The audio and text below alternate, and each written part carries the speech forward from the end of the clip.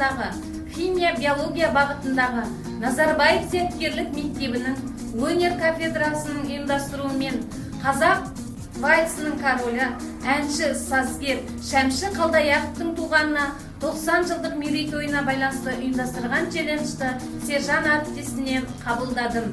Қазақ тіл кафедрасы атынан Шәмші Қалдаяқовтың отырардағы той әнін жолдаймын. Осы челленджді ары қарай Шәмші әнін ұлықтауда химия кафедрасына